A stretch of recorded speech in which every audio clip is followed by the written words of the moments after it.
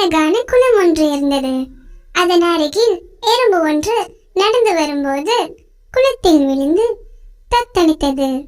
மரத்தில் இருந்த புறா இதை பார்த்து உடனே மரத்தில் இருந்த ஒரு இலையை பறித்து குளத்தில் போட்டது.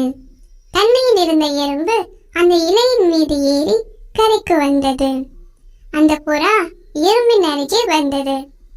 எறும்பு, நல்ல வேலையா நீ பிழைச்சிட்ட.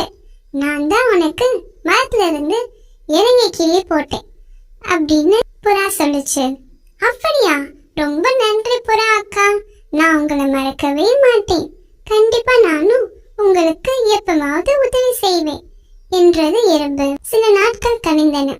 அன்று அந்த குளக்கரையில் ஒரு வேடன் கையில் வில்லையும் அம்பையும் வைத்து புறாவை குறிப்பார்த்து கொண்டிருந்தது. அதை எறும்பு பார்த்தது. அந்த வேடன் புறாவை தான் குறிப்பார்க்கிறான் என்பதை எறும்பு புரிந்து கொண்டது. உடனே அது வேகமாக அவன் அருகே சென்று அவன் காலை நறுக்கென்று கடித்தது. வேடன் வலியால் துடித்தான்.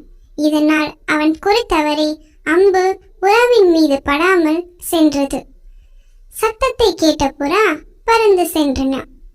அடுத்த நாள் அந்த புறாவின் அருகே எறும்பு வந்தது. புறா அக்கா, நேத்து வேடன் ஒருத்தன் உன்னை கொல்ல வில்லை எய்தான். அந்த சமயம் பார்த்து நல்ல வேலையா நான் அவன் காலை கடிச்சிட்டேன், அதனால குறி தப்பிடுச்சு அப்படின்னு எறும்பு சொல்லுச்சு.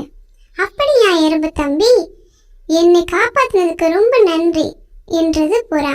தன்னை காப்பாற்றிய புறா அக்காவிற்கு தான் உதவி செய்து விட்டோம் என்ற நிம்மதியுடன் எறும்பு அங்கிருந்து புறப்பட்டு சென்றன.